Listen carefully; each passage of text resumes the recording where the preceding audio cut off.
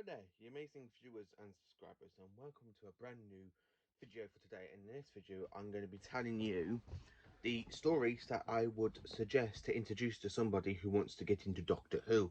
Now, these stories slash episodes are from classic and modern Who.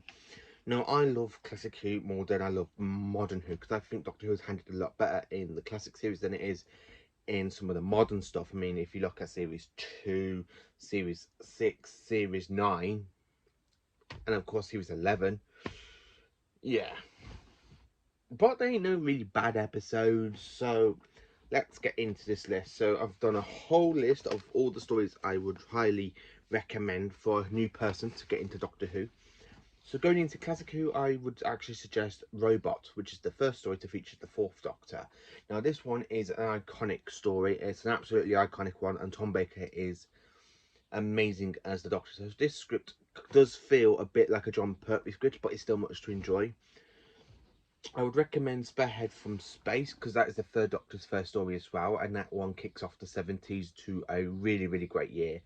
Um, to a kickstart, to be honest, for the 70s. I mean, it is John Pertwee's first season. You have the introduction to the most powerful, iconic sort of monsters out there, which is known as the Autons.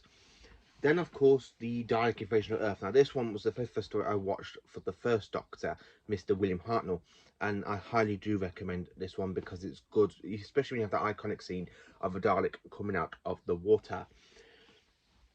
Also, for another first Doctor story, I recommend The Chase. Now, this one you can actually get in a DVD box set known as The Space Museum and The Chase. Now, this one is a brilliant story because instead of it being like a normal Dalek conquest story, the Daleks are chasing after the first Doctor for his two defeats against them after he defeated them in the Daleks and the Dalek invasion of Earth. Then, of course, Earthshock. Now, Earthshock is my all-time favourite Simon story. It's absolutely amazing. I absolutely love it. And it even is the very first time since 1965, 1966, we see a companion die, which is normally a rare thing in classic, but in modern it becomes kind of a common thing. Then, of course, I would suggest the Attack of the Cybermen. Now, Attack of the Cybermen is a six Doctor story. I absolutely love it. It's a sequel to the Tomb of the Cybermen, and of course, the Invasion, and it's a prequel story to the 10th Planet, which is a Hartnell story, and two Troughton stories. Now, this one brings back the whole character of the Cyber Controller, and it is an absolutely classic one. Next up, I would recommend the Remembrance of the Daleks. Now, Remembrance of the Daleks is a Dalek Civil War story where you've got the Imperial Daleks and the Renegade Daleks. What more do you need? Go and watch it if you haven't seen it. And this is a story I highly do recommend from the McCoy era. I recommend also The Five Doctors because that is the an all-time best multi-Doctor story after Day of the Doctor. And it contains the fifth, third, second, and of course the first Doctors, all trapped on Gallifrey, fighting against the Master, the Dalek, the Cybermen, and of course a Yeti. If you haven't seen it, check out the Five Doctors. Also, the Three Doctors. Now, the Three Doctors is the very first multi-Doctor story, and it is another iconic story. And then, of course, I would suggest Sharda. Now, this is a 2017 version that is like a full-length movie with the animation kind of covering up the bits that wasn't actually filmed because of the strike at the BBC. It got cancelled, and it is a great way to review it.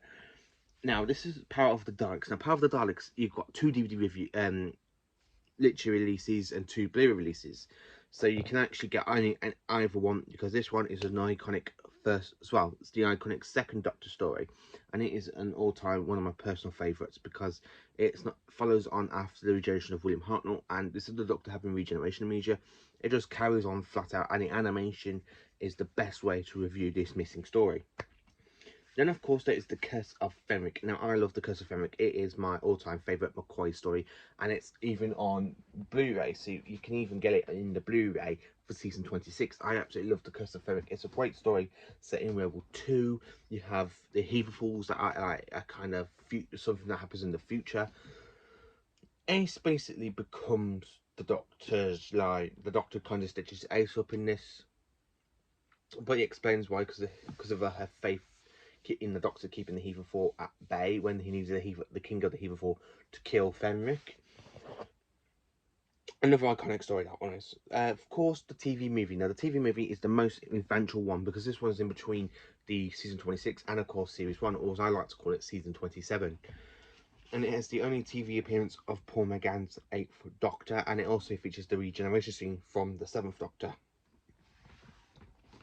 City of Death is next. I recommend City of Death because that one is another iconic sort of episode. I actually love City of Death, especially with Scarrock being split. It's like having him split across all the time and space, and the Doctor's got to go around, and then you have the Mona Lisa, and the Doctor literally just puts, "This is a fake" underneath it.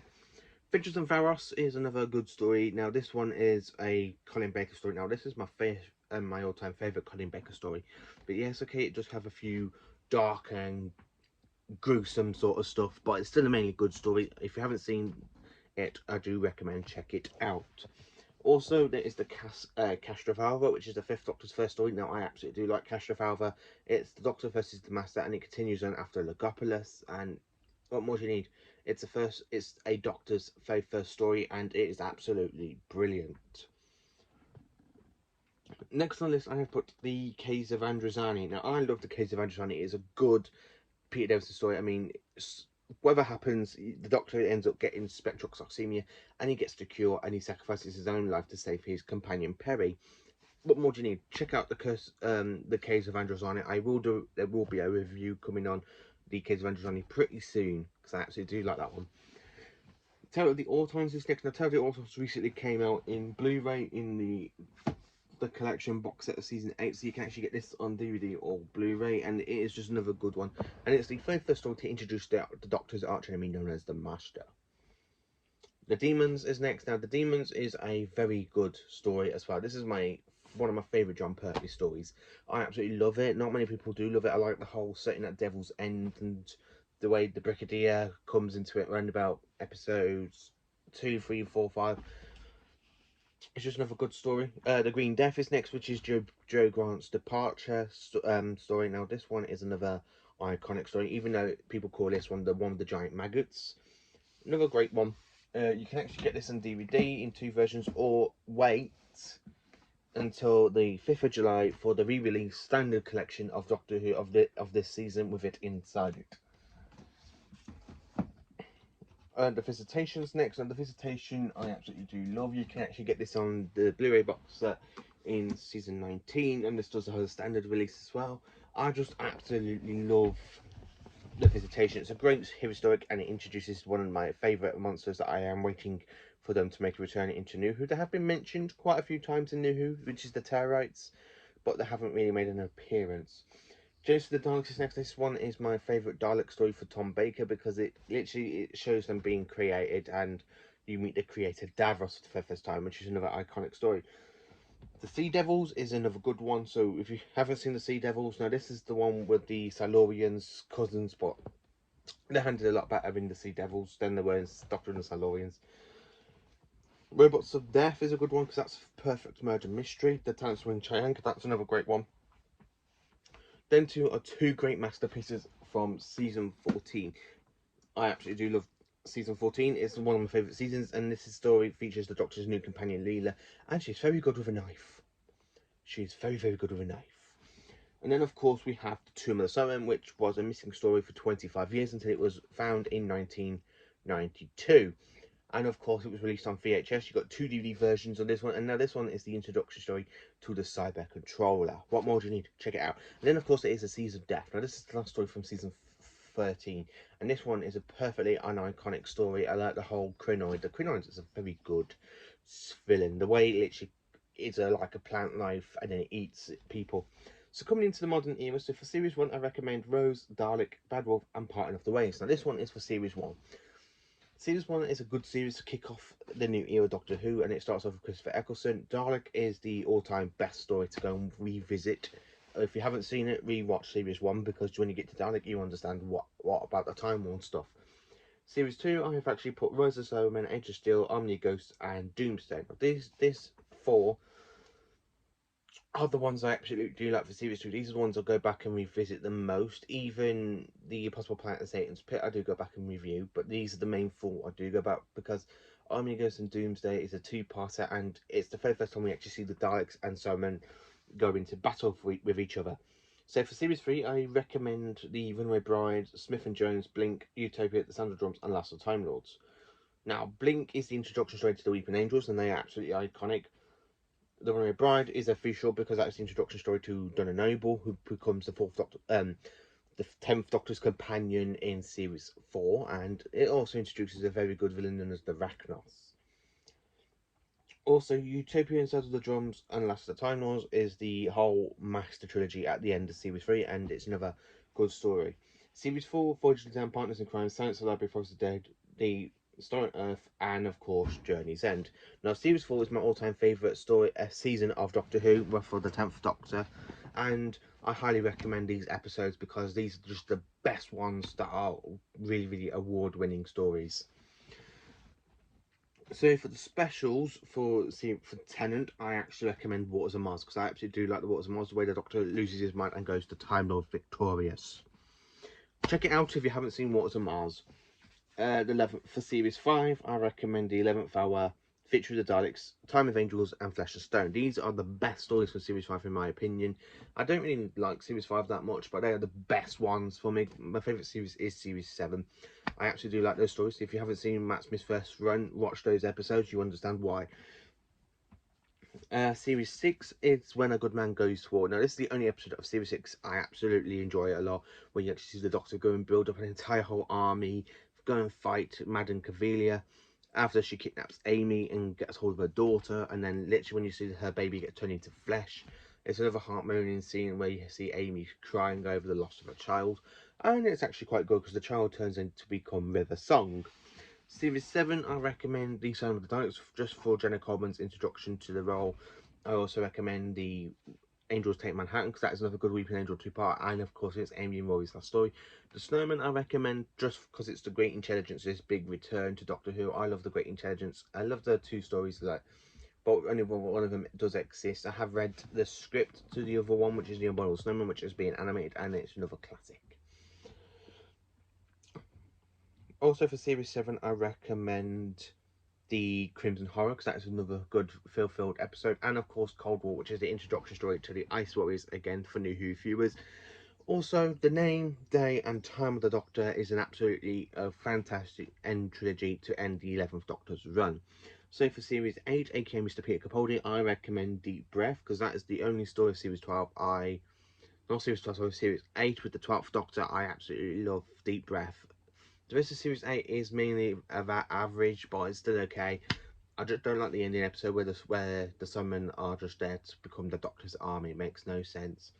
Series 9, I have to say, for Series 9, I absolutely love Heaven Sent because that is the best episode of the series, and the way he literally breaks out of his convention dial and he literally talks to the Time Lords and like holding the convention dial and he says he is the hybrid that's come to destroy everything. That is another great way for another good story. Now, I love the whole of Series 10. Series 10 is my favourite Capaldi season, so the stories I recommend is all 12. I do recommend all 12, apart from the Monk trilogy. The Monk trilogy is okay, but it's not the greatest, but it's still okay. I mean, the pilot is just a great way to introduce the new companion Bill, and of course, World Enough in Time and the Doctor Falls is a great way because you have two versions of the Master, three versions of the Cybermen, and the Doctor loses his companion Bill when she gets turned into a Cyberman. So the Doctor's got only Nardole, and he tells Nardole's going to look after children. It's just another great way. Even though you end up meeting his first incarnation, played by David Bradley, because William Hartnell unfortunately passed away in 1975. Take a breather. And then, of course, Twice Upon a Time is also Capaldi's last story of the regeneration, and it's a quite enjoyable one because you get the 12th Doctor and the First Doctor meeting each other, working together, and it's just another iconic story. So for Jodie's run, now for Series 11, I really recommend The Woman Who Fell to Earth because that is a great way to introduce a new Doctor, the new companions, and it sets up Jodie's run so well. But it's just a shame the rest of Series 11 don't really make a connection. I did used to love it when I first watched it, but rewatching it recently, nah, I can understand why people went off it. Also, I do recommend Rosa just because it's another great historian story roundabout Black Month history with Rosa Parks. That was a great way to introduce this into schools, to be honest with you. Series 12, I recommend Spyfall Parts 1 and 2 because it's the Kostarbin episode and it's the reintroduction to a brand new master.